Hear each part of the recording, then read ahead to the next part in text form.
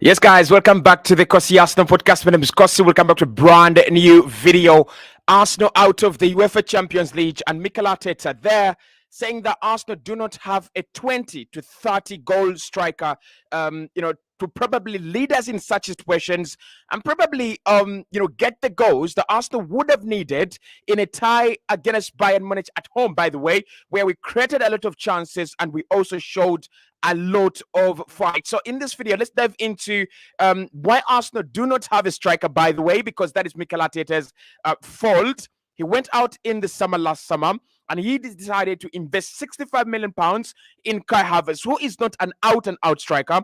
And that is on him to blame. And then he invested a further 38 million in a goalkeeper, although we had signed, a 35 million goalkeeper not so long ago. So is Mikel Arteta really trying to tell us that we don't have a striker because we don't have the funds to, or because we misplaced the funds? And also, secondly, on this video, we'll talk about the fact that Arsenal do not have game winners. And I think this is very harsh on players like Martin Odegaard, who has been very, very good over the two legs against Bayern Munich. But when I talk about game winners, I talk about players like Kevin De Bruyne. I talk about players like Vinicius Junior. I talk about players like Federico Valverde. I talk about players like Bernardo Silva. Game winners. Do Arsenal have a shortage of game winners? Players who can do something different. Players who can go off script. Because what we saw against Bayern in both legs was Arsenal doing the players doing what the manager has told them, the players doing what they're supposed to do. We didn't have anyone being brave enough to go off script. We didn't have anyone being brave enough to say, this is it. I've got to take a shot. I've got to create something different. We didn't see anything like that. And it begs the question, do Arsenal lack, or do we lack game winners? In my opinion, I think apart from Martin Odegaard, he's the only player that I've seen trying to create a difference in this team. And shout out to Ben White, by the way, because Ben White in the first leg tried a couple of things. So apart from Ben White and Martin Odegaard, and for all honesty, Ben White is not a Champions League player. He's not a Champions League level player. He is not. Honestly, we've got to be honest. So we lack game winners. We lack that quality, that extra quality that players like Kevin De Bruyne bring to the stage. Players like Jeremy Doku brought for Manchester City yesterday. Yes, they didn't go through, but if you're watching that game, Jeremy Doku comes on and Manchester City all of the sudden have something to believe in. They have something. They have someone to reignite their attack. Martinelli was quiet for us. Saka was quiet. Trossard was quiet, and Gabriel Jesus was quiet when they came on. So that means that this Arsenal team has a lot to do. Maybe the transfer window last season was not as good as we thought. Yes, it did bring in the likes of Jalen Timber, who I thought was stunning and remarkable, but of course he suffered that injury. I think Timber was a good signing. I think Rice was a fantastic signing, very, very good signing. But apart from those two signings, the honest truth is that was not a good transfer window, right? Because instead of Kai Havertz, imagine, and this is really, really purely hypothetical because Marco Reyes is old, but imagine if you signed a player, the quality of Marco Reyes, a guy who can take it in his own hands and win you a game. Imagine if we had signed such a player. Maybe we would be in a much better position. And that actually defines what Arsenal have to do in the transfer window. I'm really surprised and I'm really, really disgusted by times when we are linked with defenders. For the last 5 seasons, for the last 5 transfer markets that Mikel Arteta has been here, or the last around 4 summers, we have been signing a defender each and every time. Gabriel Magalhaes in the first window, Ben White in the next one. You have the likes of Takara Tomiyasu, coming in last January. You had Kivio, then you have Timber last summer. So we've been signing defenders. And I know defenses will win you the league, but goals win you games, and we don't have a striker that gets you games and gets you goals, and we don't have players with the mentality of I've got to go out there and win this game. I don't think Arsenal have that. I don't think we are that team, and I think Mikel Arteta, among all the things he's got to work on, that is one of them. That is one of the things he's got to work on as manager. You've got to find yourself game winners. We've got to go out there in the market and find game winners. And I don't really care how many or how much it's going to cost for us to find a game winner, right? Because it's going to be expensive, and teams don't let go of such players. So you look at Kylian Mbappe at PSG, you're not going to get him, right? You're not going to get such a guy, at Arsenal. The wages are astronomical. He's probably going to Manchester City. He is definitely going to Real Madrid or Man City. And even if he was available, there was no way we're going to invest a lot of money in such a player. But like we signed Declan Rice, like we got to go out there and sign, Declan Rice for 100 million in the summer.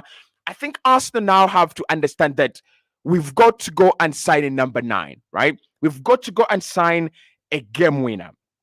And for me, I think Mikel Arteta coming out right now at this point of the season and saying we don't have a 20 to 30 goal scorer, that is absolutely, insane. That is absolutely insane from Mikel, because he is the same guy that said that, he said we want goals to be coming from all over the pitch. We don't need one striker, one guy to score for us the goals. We need a couple of strikers. We need a couple of players to score goals, right? But the problem with that, and I really, really do have a big problem with that. The problem with that is that when no one is going to step up to take the responsibility, Odegaard is the only guy that is stepping up in the last 3 games, right? And he is not scoring goals. So when no one decides to take the responsibility on their shoulders, when the responsibility lies on everybody's shoulders, the responsibility might as well lie on nobody's shoulders at all, right? It is something that I liked from Jurgen Klopp when he was talking about the loss against Crystal Palace that they suffered over the weekend. He said, if you're going to press 80%, don't press at all. Right? So for me, it's the same thing with this Arsenal side. If you're going to share the responsibility for the goals, let us see the goals, or don't share the responsibility at all. And Mikel Arteta, this is quite, for me, bad from him. Because he has gone out there and convinced everyone that his strategy is to get goals from each and every player on the pitch. And somehow, suddenly, he has said we don't have a 20 to 30 goal machine. We had a chance to get that in the window. I don't think replacing Ramsdale was a priority. I think replacing Granit Xhaka was a priority. But with Thomas Partey and Declan Rice coming in, I thought, Andrew, in the team, I thought Arsenal could have brought in a much less expensive player like Kai Havertz. For me, I talked about Julian Brandt all summer, and I said, you go out there and sign Julian Brandt, quality player. Quality player. I think his contract runs down this summer. I'm not too sure. I'll check again, right? But a player like Julian Brandt, a player like Mohamed Kudus, that would have been wonders. That would have done wonders, because imagine you take off Martinelli and you bring on Kudus. Or you take off Saka, who has been really atrocious, by the way, and people have skinned him, but I will not skin Saka. I think, for me, my problem with this Arsenal side is still with the manager. My problem with this Arsenal side is still with what Mikel Arteta does as a manager, right? It is still there. That is where my problem is. It's still with how the manager handles the situations towards the back end of the campaign. It is still with how the manager handles his transfers. It is still how the manager is handling, all these different games. It's still about that. And I don't think Mikel is going to pride himself on what he has done in the last transfer window. I don't think Mikel Arteta prides himself on what he has done in the last few games. I don't think he prides himself in that, right? So not having a striker has cost us. Let's talk about the striker situation, right? Because the striker situation directly leads into Arsenal not having game winners. It directly leads us into not having quality game changes. We've talked about Kevin De Bruyne. I've talked about Vinicius Junior. That is what we do not have. We've got to be honest. Saka disappears, and he has disappeared this season in the big games. He has disappeared. Honestly, yes, he scored against Liverpool in a 1-0 draw at Anfield. After that, Liverpool were all over us, and that was the end of his game. And then at the Emirates Stadium, I'll give credit to the team. They did very well. We got the 3 points. But where was Saka against Manchester City in both legs? Pocketed. We know that Nathan Ake really pockets Bukayo Saka. That is the truth. But it's not only about Man City. It's about this Bayern game. I think he does very well in the first half at the Emirates Stadium. In the second half, pocketed, and he gets a massive chance to give Arsenal the lead at the Emirates Stadium, and he dives for a penalty. That the mentality of what we are looking for and the mentality of what we have is not the same. Look at, I want you guys to go and look at Vinicius Junior for both of the games that he has played against Man City as they were going through. This guy is special. He is absolutely special. And I think with Madrid, they're lucky to have Rodrigo and Vinicius Junior. Because for them, what they have and what Carlo Ancelotti has made sure of is that the quality you get from Rodrigo is the quality you get from Vinicius Junior. Yesterday, Real Madrid got across the 90 minutes, they got like 2 highlight chances. And the first highlight chance falls on Rodrigo, boom, bang, back of the net. That is what Arsenal do not have. That's what we don't have. Our first highlight chance falls onto the best finisher at the club, by the way. Maybe Trossard is now the best finisher, but the second best finisher at the club, Gabriel Martinelli. And he puts it in the middle of the arms of Manuel Neuer. That is what I expect Ben White to do, because that is what Ben White did in the first leg. And when Ben White put that ball into the arms of Manuel Neuer, this was my reaction. I wish that ball had fallen to Gabriel Martinelli. But for what? He gets the best chance this Arsenal team could get, the best chance. And he just doesn't have the killer instinct. His killer instinct has switched off. So the truth is that Arsenal will need to get a striker. We will need to get rid of Edin Ketia. Honestly, we cannot be this embarrassing. We can't go out to a Bayern Munich side with Harry Kane and Thomas Muller and Jamal Musiala up top and Sane, and we're bringing on Edin Ketia. We are bringing on a guy we don't trust to start against Luton Town. That is the guy we're bringing on to win us the UEFA Champions League quarterfinals. This player is not trusted by Mikel Arteta. Start against Luton at the Emirates Stadium at home. That should be enough to tell you that Mikel Arteta has made a massive mistake and Edu, by the way, extending the contract of Edin Ketia, extending the contract of Reiss Nelson, because these are players that you don't use. Honestly, these are players that you don't use, right? The thing with Pep Guardiola and Manchester City, with players like Alexander Zinchenko and players like Vinicius Junior, and why they were able to sell them at very, very high prices, is Pep Guardiola knows how to use his substitutions. He knows how to use his squad depth. He knows. I don't think Mikel Arteta really knows how to use his squad depth. I don't think Mikel Arteta really uses his squad very well. So keeping Reiss Nelson and keeping Edin Ketia means that You don't sign a striker. For me, Gabriel Jesus, Edin Ketia, both of them, they've got to go. They've got to go. You've got to get rid of them because they're not going to be the kind of players that. Good morning, by the way. Didn't greet you all. It's a raging morning. I'm sorry about that. Right. Thanks everybody in the chat. Anu, good morning, my boy.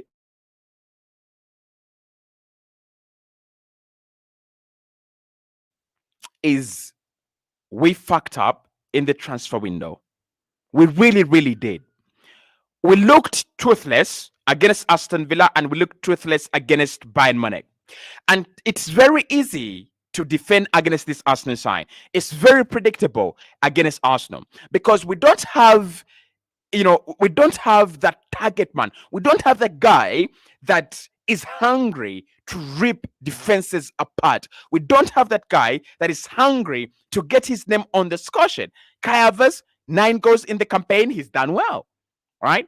Odegaard, 6-7 games in a campaign, he's done well because these players have other responsibilities, right? Kai Havertz is naturally a midfielder, although we don't want to agree that, and he's actually very poor in midfield, but he's naturally a midfielder. Odegaard, he's a creator. Saka and Gabriel Martinelli, I don't know what they do, right? I don't know what they do. Saka is having his best season, by the way, 18 goals. But I don't feel this team as being as aggressive, as hungry, as threatening. We are not scary. And one of the things that make us not scary is the lack of a forward guy that goes, this is enough. I'm going to rip this team apart. I'm going to make a run. We don't have the runs in behind.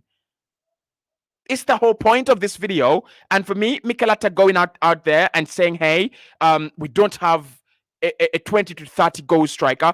Thank you, Mikel. Thank you for realizing that. But this is something you should have worked on 2 summers ago. 2 good summers ago. For me, I say this, and you all will agree with me. The moment Mikel Arteta wanted Dusan Vlahovic, he knew that we were desperately in need of a number 9, a quality number 9. Because when you look at the numbers, when you look at the players that we were looking at the during that period of time, Dusan Vlahovic at Fiorentina was banging in the goals. Darwin Núñez at Benfica, of course, we dodged the bullet there, but he was banging in the goals then at Benfica, right? How did we end up with Gabriel Jesus? I mean, we've got to ask the question. How did we end up with Gabriel Jesus? We were looking at Dusan Vlahovic, who had scored 20 goals, in that season so far. And we're looking at Darwin Núñez, who was on the tally of around 20, 30 goals in that season so far. So how did we end up with a guy that scores 8 to 9 goals a campaign? How did we end up with Gabriel Jesus? I thought that would have been the line of thought. Is a relentless, ruthless goal scorer, a ruthless goal poacher. And it wouldn't have hurt for us to go for Hurricane last summer. It wouldn't have hurt. But we don't know if Spurs would have sold to us, but we would have tried. For me, even Ferguson would provide more trouble to that shaky Bayern Munich defense. You know how embarrassing it is for you to not trouble Bayern while Heidenheim scored 3 past them. Eric Dyer shut us out. Eric freaking Dyer shut Arsenal out. It's not good enough, right? It's not good enough. And now we've got to look at Victor Gyökeres. We've got to look at Alexander Isak. We've got to spend another 100 million in the summer. I'm sorry, it's as simple as that. We've got to spend another 100 million in this summer. I do not care if Isak is going to cost 150 million. I don't care if Victor Gyökeres is going to cost 100 million. That is what we need. That's what we need. Because for me, it doesn't. Why do you have a player like Martin Odegaard if you do not have a finisher? Saka, oh my God, yesterday, I was disappointed. Gabriel Martinelli, I was disappointed. Because if that chance gets into the back of the net, it's a different game. Goals change games. And you saw it, guys. You saw it when Joshua Kimmich got onto the discussion. When Bayern scored, it increased their level of you know confidence, right? And it's no longer a chess game win, buy, and score, right? It was no longer a chess game. Bayern now realized that this Arsenal side were going to open up themselves to get an equalizer. So what Bayern did is they brought the game to us, right? They said, open yourselves out, we will score more, right? We already have the advantage. We are at home. You need an equalizer. You are going to open yourselves out. And we actually did open ourselves, but we were too scared to be brave. We were too scared to be brave. We were not brave enough. And even when we conceded, there was no signs that this team was going to score a goal. You don't have a runner in behind. Gabriel Martinelli is one of your best finishers. Why don't you try him out down through the middle? Maybe, right? And I'm saying maybe.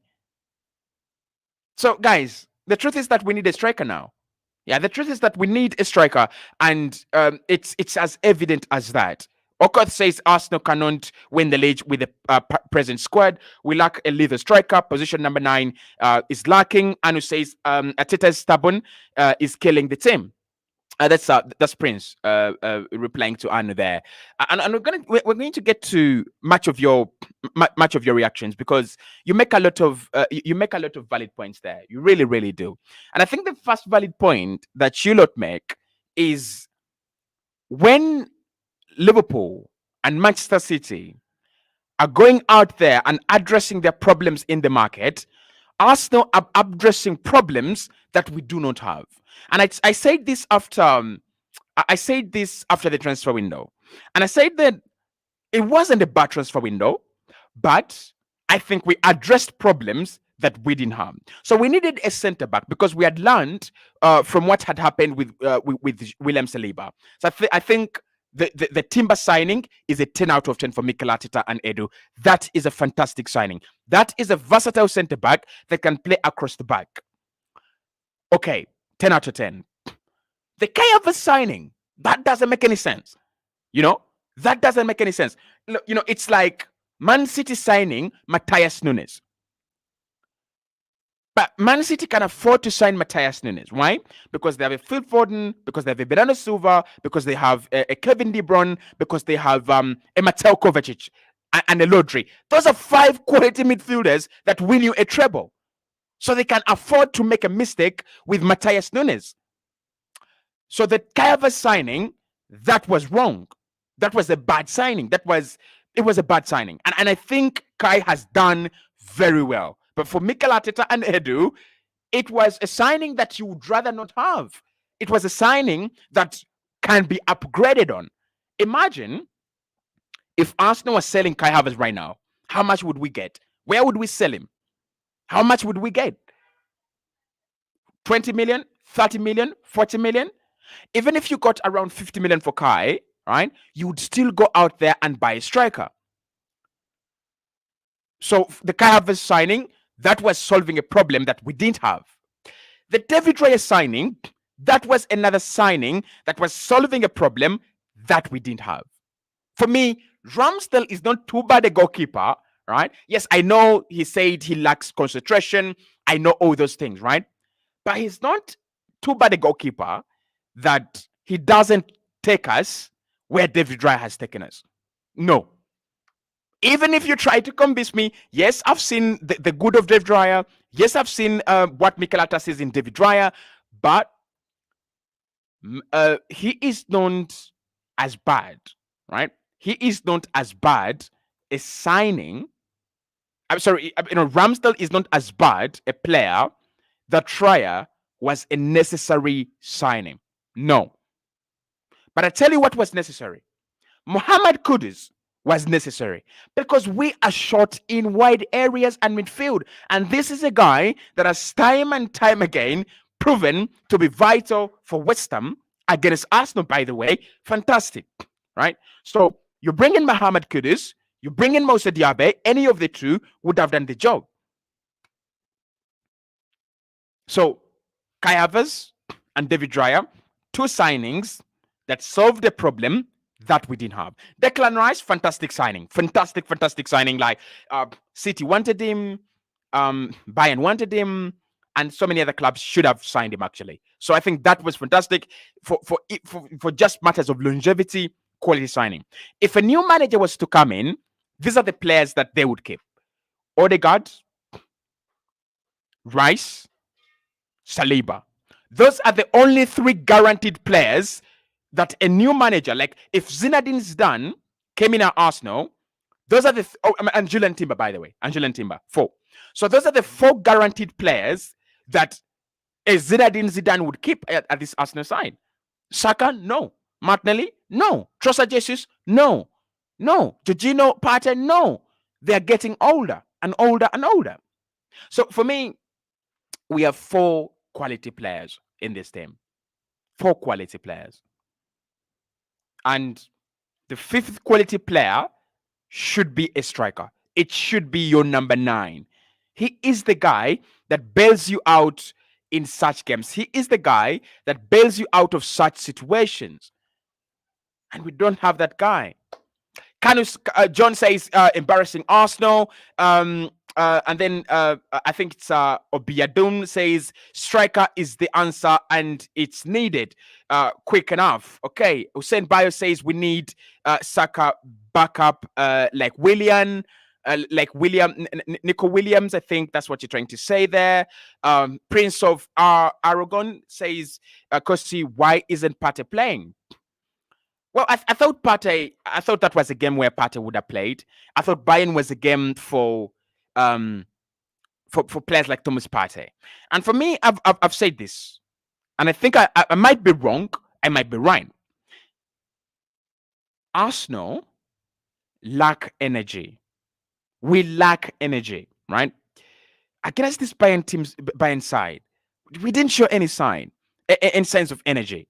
Against Aston Villa, second half, no sense of energy, right? So, how are we supposed to win games like this?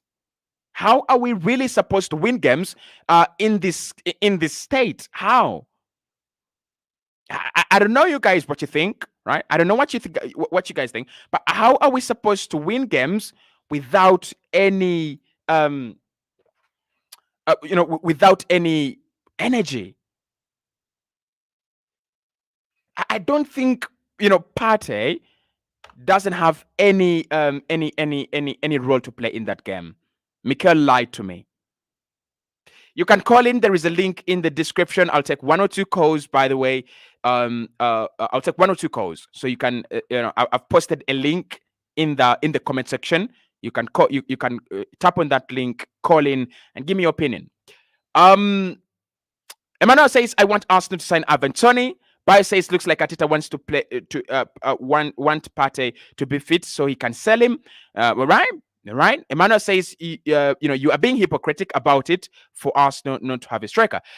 I know I am being hypocritical, right? I know I'm being hypocritical, but so is Mikel Arteta, and so is everyone out there who thinks that Arsenal do not need a striker.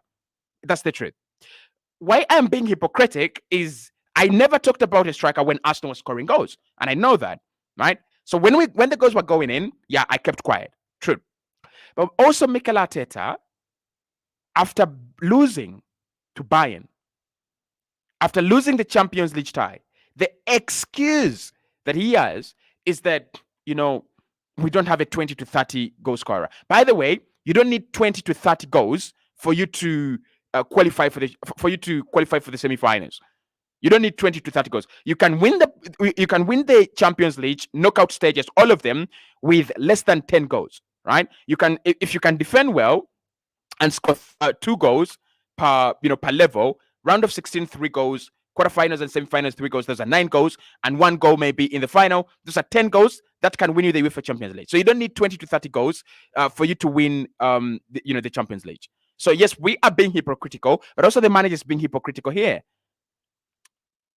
Prince of Aragon says Ole Watkins could have done better than Jesus and Havertz combined. Emmanuel says, I don't try Mikel Arteta tactics and Saka at all. Keep costing us every time. Bayo says, how did we allow Isak to be signed by Newcastle? I don't know, because Isak was high on Arsenal's list, very high on Arsenal's list, and how we went from Isak to Gabriel Jesus, only Mikel Arteta and Edu know, right? Only Mikel Arteta and Edu know that, right? You can tap on my link in the comment box below if you have to if you want to have your say live on camera. No problem there. Kosi, which striker do you think can help Arsenal to win trophies? Well, it's debatable. It's debatable now, isn't it? Because Mikel has a Kai Havertz who he prefers to play up top. And he has a Kai Havertz who he has got to find where he plays because 65 million down the drain. I don't think Mikel Arteta wants that. So for me, I'll tell you honestly, go out there and sign Isak. Spend 100 million pounds or 120 million pounds on Alexander Isak because Isak this season has been fantastic, and Isak has got the killer instinct that you want from your side. He's got the killer instinct that you want from this Arsenal side. We don't have it, right? Look, I was looking at Alexander Isak versus Newcastle, and I'm like, boy, oh boy, this is what we are looking for. This is what we are missing. All right? This is what we are missing. And, somehow, let's be honest, somehow this team is still developing.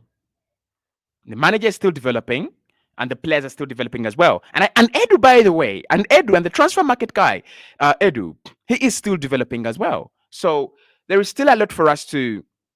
There's still a lot for us to digest.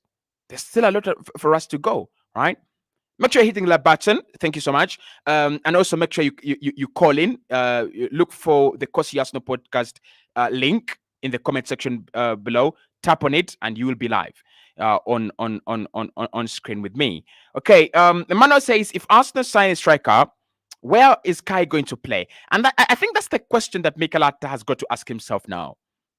That's the question he's got to ask himself. Does he sacrifice the quality we need for just to keep Kai Havertz, or does he strongly go with in number 9? For me, Kai, if you have Partey, Jorginho, Declan Rice, and Odegaard, Kai doesn't play in the midfield. If you have Isak, Saka, and Martinelli and Trossard, Kai doesn't play up top. So where does he play? Maybe in the Carabao Cup. I don't know. Too much pass wasted in the back line. Of course, again, that comes from the fact that we were not threatening and we were flat. Or only Osimhen can help us because he helped Napoli to win the trophy last season. I don't think it's only it's only Osimhen that can help, but I think Osimhen is quite a wonderful player, like really, really quite a wonderful player. Honestly, it's what I think. So, guys, that's it. You have it. For me, I think we need a striker. We'll be having another show coming up at exactly 6 p.m. We'll be having another show at 6 p.m. So make sure you tuned in for that. We'll be. It's tiring. It's really, really tiring. And I think I'm lucky because I'm one of those inconsistent content creators, because this Arsenal team really drains you. It really, really drains you. I started creating content in 2019, and I'm even losing my love for the game. Honestly, I'm losing my love for the game. This team has got to do much better, right? This team has got to do really, really much better. Guys, I'll see you at 6 p.m. Make sure you remember that. 6 p.m., we are live.